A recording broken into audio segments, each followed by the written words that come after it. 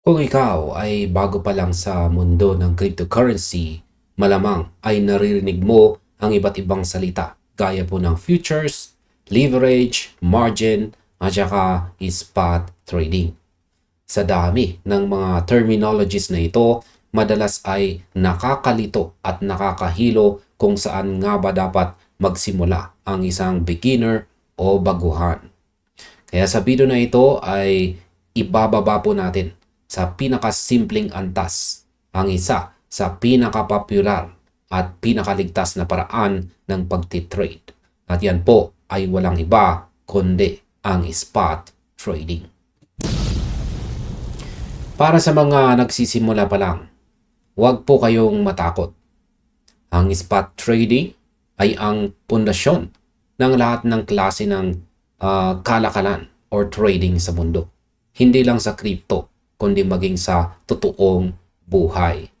Kapag sinabi po nating spot trading sa crypto, ito po ay simpleng pagbili ng mga cryptocurrency tulad po ni Bitcoin, Ethereum, XRP o mga stable coins gaya rin ng USDT. Gamit po ang kasalukuyang presyo ng market para sa agarang pagmamay-ari.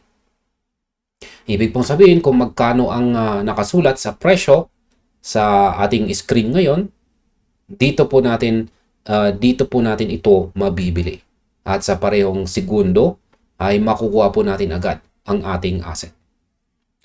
Para mas madali po nating maintindihan ay isipin po ninyo kung paano kayo bumili ng bigas sa palengke o sa pinakamalapit na sari-sari store sa inyong barangay. Kapag pumunta ka sa tindahan, nagtanong ka kung magkano ang 1 kilo ng bigas. Nagbayad ka ng cash at iniabot sa iyo agad ng tindera ang supot ng bigas. Hawak mo na ang bigas. Pwede mo na itong iuwi, isaing o itago sa iyong bigasan. Ganyan na ganyan ang konsepto ng spot trading. Walang hintayan, walang pangako sa hinaharap, at higit po sa lahat, walang utang. Ito ay isang direktang palitan o exchange ng halaga na nagaganap on the spot. Ayan, ulitin ko, on the spot. Kaya sa video na ito ay pag-uusapan po natin ng malalim kung paano ito gumagana, ang mga diskarte para sa mga baguhan o beginners, ang mga uri ng orders na pwede mong gamitin at ang mga napakahalagang regulasyon dito sa Pilipinas na dapat po nating malaman para protektado ang ating pinaghirapang pera. Ayan, dito po tayo sa diskarte ng baguhan. Buy low, sell high. Kaya magsimula po tayo sa pinaka-pundasyon ng pagkakakitaan sa spot market. Yan po ang diskarte ng buy low, sell high. Or bumili po tayo sa mababa at ibenta natin ito sa mataas. Ayan. Buy low, sell high. Ito ang pinakasimpleng matematika sa mundo ng negosyo. Kung ikaw po ay isang tendero ng prutas, natural lamang na gusto mong mabili ang iyong mga paninda mula po sa bagsakan o mga magsasaka sa mas murang halaga upang kapag inilako mo ito sa palengke ay maibenta mo ito sa mas mataas na presyo para magkaroon ka ng tubo o kita. Sa crypto spot trading, ganito rin ang takbo ng utak na kailangan po nating baunin. Bibili ka ng isang coin. Halimbawa, sabihin natin si Bitcoin o si XRP yan. Sa panahong sa tingin mo ay bagsak o mura ang presyo nito sa market. Yan. Diyan po tayo bibili. Pagkatapos, ang kailangan lang nating gawin ay magkaroon po ng mahabang pasensya. Hihintayin po natin itong umakyat. Tumaas ang halaga. At kapag umabot na ito sa target nating presyo na may kasama ng kita, saka natin ito ibebenta. Ang kagandahan sa discarding ito ay napaka-straightforward. Walang komplikadong formula na kailangang isipin para sa isang nagsisimula. Ang hamon lang talaga rito ay ang control sa ating emosyon. Maraming mga baguhan ang nagpapadala sa takot kapag nakikita nilang bumababa ang presyo. Kaya imbis na mag-buy low, ang nagagawa nila ay nagpa-panic sell po sila sa ilalim. Tandaan po natin na ang spot market ay parang gulong ng buhay. May araw na nasa ilalim ang presyo, may araw na nasa itaas ito. Ang susi po sa tagumpay dito ay ang tamang timing at ang kakayahang maghintay hanggang sa magbunga ang ating investment. Kung hindi mo pa kailangan ang pera, hindi mo kailangang ibenta ang iyong crypto ng palugi. Yan, dito naman po tayo sa tunay na pagmamay-ari. Yan, tunay na pagmamay-ari sa loob ng ating wallet. Ang ikalawang pinakamahalagang aspeto ng spot trading ay ang tinatawag nating tunay na pagmamay-ari. Kapag bumili ka ng crypto sa spot market, ang coins o tokens na iyong binayaran ay direktang napupunta at naitatala sa ating personal na account o wallet sa loob ng platform. Ibig sabihin, ang pagmamay-ari ay nalilipat po sa iyo ng buong buo sa mismong sandali na makumpleto ang trade. Kaya napakalaking bagay ng aspetong ito, lalo na para sa atin bilang mga Pinoy na naghahanap ng seguridad sa ating mga digital assets. Dahil ikaw ang tunay na may-ari ng crypto na binili mo sa spot market, mayroon kang laya or freedom na gawin ang anumang naisin mo rito. Pwede mo itong i-transfer sa isang external hardware wallet para sa mas matinding seguridad. Pwede mo itong itago ng ilang buwan o taon nang walang naniningil sa iyo ng holding fees. O pwede mo rin itong ipambili ng mga produkto at serbisyo sa mga tindahan na tumatanggap na ng crypto bilang pambayad. Ito po ang malaking pagkakaiba ng spot trading sa iba pang mga komplikadong financial instruments kung saan ang binili mo lang ay ang kontrata o ang pustahan sa presyo. Sa spot trading, hawak mo ang mismong produkto. Isipin mo na lang na bumili ka ng isang pirasong ginto. Nasa bulsa mo na ito at kahit magbago-bago ang presyo nito sa labas, ang isang pirasong ginto na hawak mo ay mananatiling isang pirasong ginto. Ang ganito pong uri ng kapanatagan ng isip ay napakahalaga para sa mga nagsisimula pa lang dahil alam nila na walang platform na pwedeng kumuha o mag-liquidate ng kanilang coins dahil lang sa biglang paggalaw ng market. Yan, dito naman tayo sa kaligtasan mula sa utang o leverage. Isa sa mga pinakamalaking bitag para sa mga baguhang traders ay ang tinatawag na leverage o ang pangungutang ng pondo para mapalaki ang sukat ng trade na karaniwang makikita po sa futures trading. Dito sa spot trading, walang utang, wala pong leverage. Ibig sabihin, kung magkano lang ang laman ng iyong wallet, kung magkano lang ang perang hawak mo na galing sa iyong sariling bulsa, iyon lamang ang maaari mong ipangbili. Para sa akin, ito ang pinakamalakas na dahilan kung bakit spot trading ang pinakamagandang pintuan para sa mga baguhang Pilipino. Dahil wala kang utang, ang pinakamalaking panganib na maaari mong harapin ay ang pagbaba ng halaga ng iyong asset. Ngunit kailanman ay hindi ka maliliquidate o hindi Z0-in ang iyong account ng system. Isipin po natin ang isang halimbawa dito. Kung mayroon kang 1,000 piso or 1,000 Philippine peso at ipinamili mo ito ng Bitcoin sa spot market, ang mawawala lamang sa iyo sa pinaka-worst na scenario ay kung mag-zero ang halaga ng buong Bitcoin sa mundo.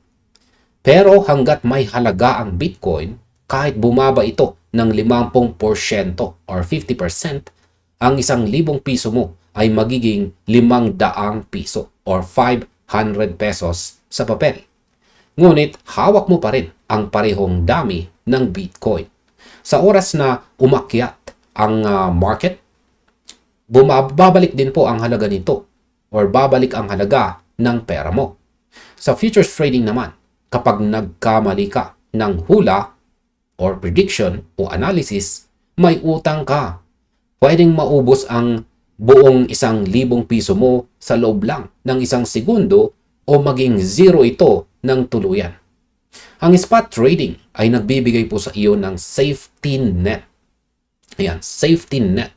Dahil ang tanging talo mo lang ay ang pansamantalang pagbaba ng halaga ng asset na pwede mong bawiin kapag nag-rebound ang market. Yan, dito naman po tayo sa market order at saka limit order. Upang maging matagumpay sa iyong paglalakbay sa spot trading, kailangan mong matutunan ang dalawang pinaka-fundamental na uri ng order sa pagbili at saka pagbebenta. At yan po ang tinatawag na market order at ang limit order.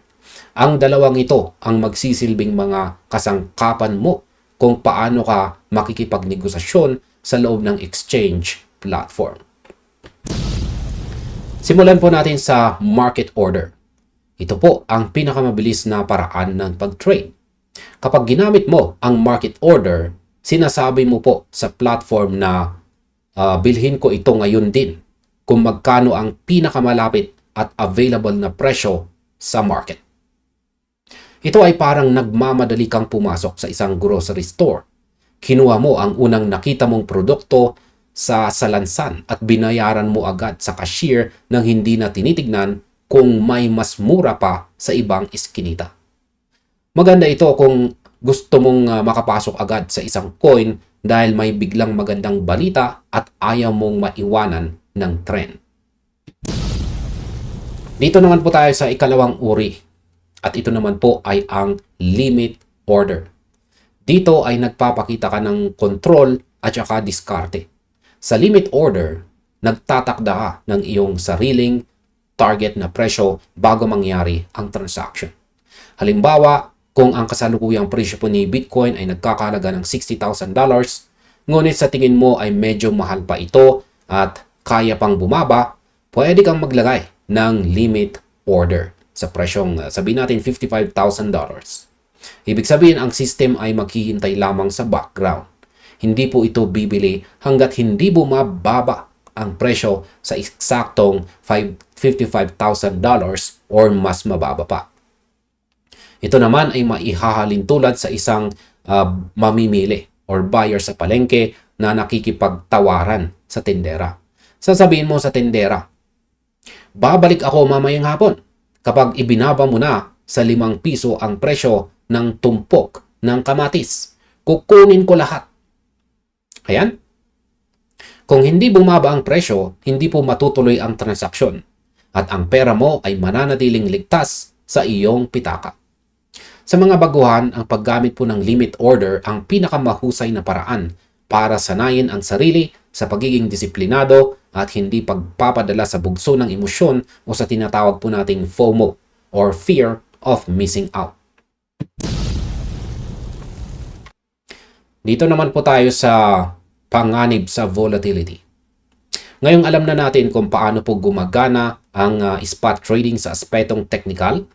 Dito naman tayo sa napakahalagang usapin para sa ating mga nandito sa Pilipinas. At yan po ay ang paggamit ng local at saka lisensyadong platform. Para po sa atin bilang mga Pinoy, ang pinakamadaling paraan para makapag-umpisa ay ang pag-cash in gamit po ang ating Philippine pesos. Yan, sa pamamagitan ng mga pamilyar na wallets gaya po ng GCash o Maya. Upang maging ligtas ang ating mga pinaghirapang pera, mahigpit kong itinatagubilin na gumamit lamang po tayo ng mga crypto platforms na aprobado at may lisensya sa Bangko Sentral ng Pilipinas o BSP bilang Virtual Asset Service Providers o BASP. Ang dalawa sa pinakasikat at subok na halimbawa po dito ay ang Coins.ph at saka ang PDAX or Philippine Digital Asset Exchange. Ngayon ay bakit ito napakahalaga? Napakahalaga po nito mga crypto dahil kapag gumamit ka ng mga foreign platforms na wala pong lisensyado at o hindi po ito regulated sa ating bansa. Kapag nagkaroon ng problema sa ating account, kapag biglang nagkaroon ng maintenance o kung sakaling magkaroon ng issue sa pag-withdraw ng ating pera pabalik sa ating bank account, wala po tayong malalapitang ahensya ng gobyerno para tulungan tayo. Ngunit kung gagamit po tayo ng mga platform na regulated po ng BSP, alam mo na, yan, alam na natin na sumusunod sila sa mga batas ng Pilipinas para sa proteksyon ng mga buyers. Bukod dito, ang proseso po ng pag-cash in at pag-cash out ay napakadali dahil direktang konektado ang kanilang mga system sa ating mga lokal na bangko at saka e-wallets. Isipin mo na lang na nagdideposito ka sa isang lokal na kooperatiba o bangko sa inyong bayan. May kasiguraduhan ka na ang institusyong may hawak ng pera mo ay kilala at binabantayan ng gobyerno. Ayan, dito po pala tayo sa volatility. Ayan, dito na po pala papasok ang tungkol sa volatility. Hindi po kompleto ang ating gabay kung hindi natin pag-uusapan ang aspeto ng panganib o risk management. Ang market po ng cryptocurrency ay kilalang kilala sa pagiging volatile. Sa mga hindi po nakakaalam kung ano ang ibig sabihin niyan, ay ito po ang mabilis at pabago-bagong takbo ng presyo sa loob lamang ng maikling panahon. Maaaring sa araw na ito ay mataas ang halaga ng iyong portfolio, ngunit kinabukasan ay makita mong red ang buong market.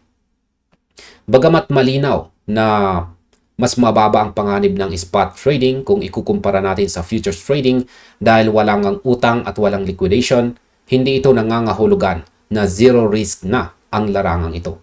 Maaari pa ring bumaba ang kabuuang halaga ng iyong portfolio kung ang buong market ay nakakaranas ng pagbagsak o ang tinatawag po nating bear market. Isipin po natin ang isang sitwasyon. Para itong isang magsasaka na nag-imbak ng maraming kaban ng palay sa kanyang kamalig. Ang bilang ng kaban ng palay na hawak niya ay hindi po nababawasan. Ngunit kung biglang magkaroon ng labis na supply ng palay sa buong bansa, ang halaga ng bawat kaban kapag ibinenta po niya ito sa market ay pansamantalang bababa. Ito po ang katotohanan ng volatility. Bilang isang spot trader, kailangan mong tanggapin na ang halaga ng iyong pera sa screen ay aakyat at saka bababa. Ang pinakamahalagang panuntunan na dapat mong laging tandaan na ito. Huwag kang maglalagay ng perang hindi mo kayang mawala. Huwag mong gagamitin ang pambayad sa kuryente, ang pang-tuition ng iyong mga anak o ang perang nakalaan para sa mga emergency sa pamilya. Ang perang ipinapasok po sa crypto spot trading ay dapat na yung tinatawag po nating risk capital. Yan po ang perang maluwag sa iyong loob na maitago ng ilang buwan o taon habang hinihintay ang tamang panahon ng pag-akyat ng market. Yan, dito naman po tayo sa pagsunod sa batas. Pag-usapan natin ang isang bagay na madalas na nakakaligtaan ng marami ngunit napakalaga para sa pangmatagalang kapayapaan ng isip. Yan po ang pagsunod sa batas at saka buwis.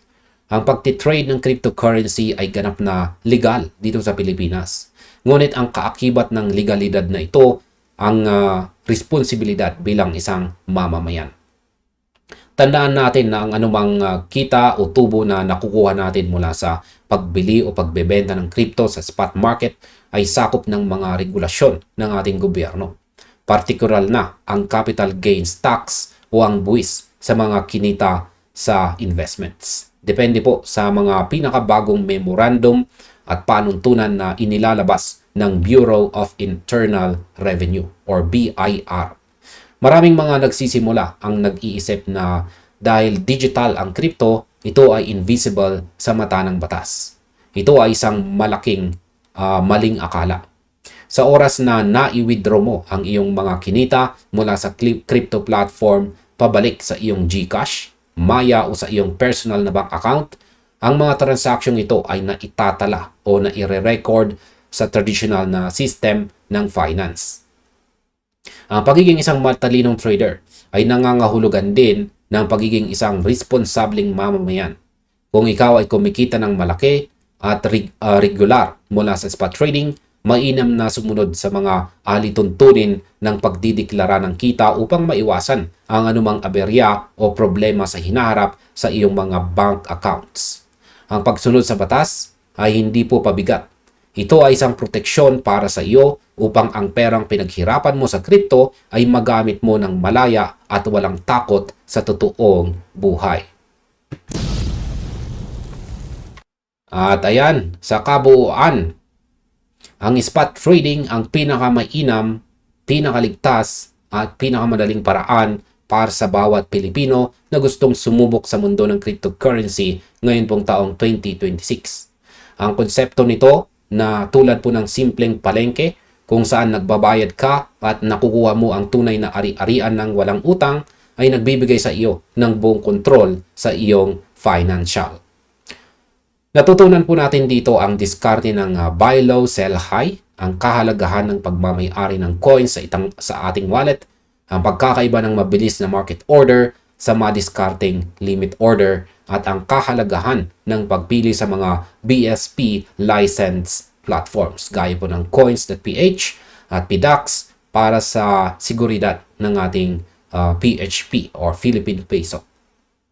Higit po sa lahat, nalaman natin na ang susi sa pag-survive sa volatility ng crypto ay ang disiplina, tamang emosyon at ang pagsunod sa mga batas ng ating bansa.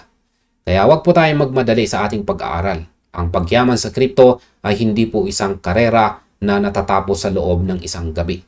Ito ay isang proseso ng patuloy na pag-aaral at pag-iingat. Kaya manatili po tayong disiplinado, gamitin ang tamang kaalaman at laging protektahan ang ating kapital. At hanggang dito na lamang po tayo sa video na ito mga ka-crypto. Marami pong salamat sa panonood.